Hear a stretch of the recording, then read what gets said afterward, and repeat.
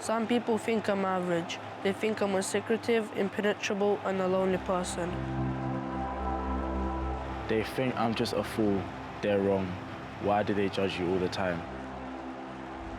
Why are the popular kids popular, or why are the nerdy kids nerdy? Why can't we just be called by our names instead of genres of people?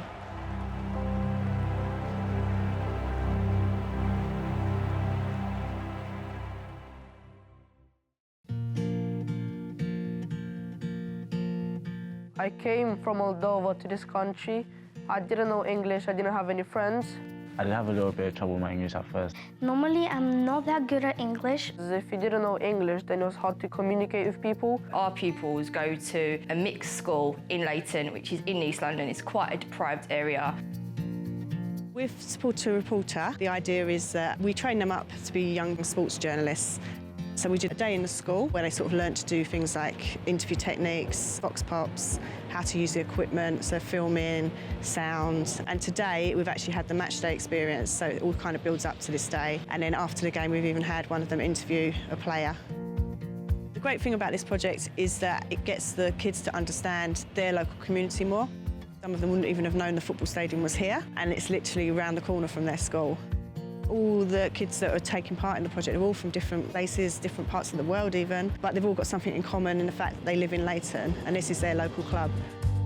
We've had quite a few people that have done this project, gone on to university and done sports journalism degrees, and so it can really make a difference to their lives.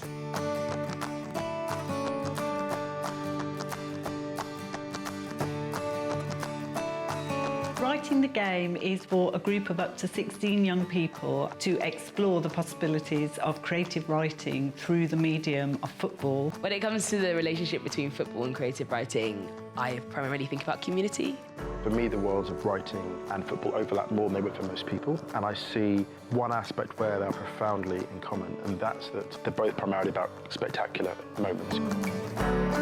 Getting out of Leyton for all the children is really good because they get to see something completely different, and they were actually quite nostalgic for home when they went because they found that Shropshire reminded them of the places that they were from. When we were driving in, all they were saying, look how green it is, there's sheep, there's trees. It's out of their natural environment, it's giving them inspiration. The buildings are so beautiful, there's forests, there's mountains. It's like our own house. We like to encourage a sense of community so that anyone who comes on an Arvon week has to take part in the cooking and the washing up and being responsible for the environment that they're in.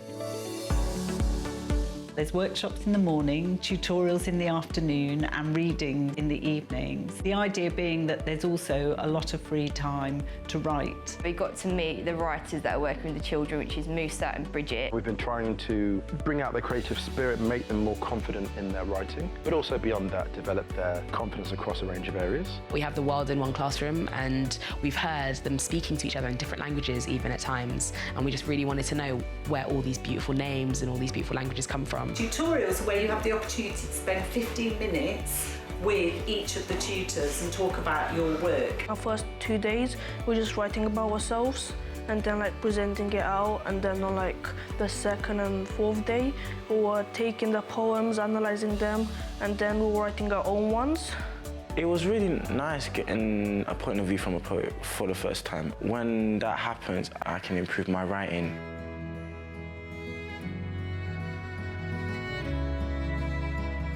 Finding your own voice is something that's really difficult for young people, but also for me, for any writer out there. It's something we've all got to do. On Thursday evening, you are going to read for up to 5 minutes from something that you have written this week. I'm kind of nervous for the presentation, but I know what I'm going to write because I drafted it. I feel very nervous and shy because this is an autobiography. I am very nervous about the presentation today because I haven't finished my story. At first, the children were a little bit nervous. They didn't want to stand up and read. Then once we all went round and read out what we had written, they got much more enthusiastic. It's like they've been holding this breath all the way from home, and they suddenly come in here, they sit down, they open their notebooks, and they just start writing and writing and writing because they've realised that they're not holding their breath anymore.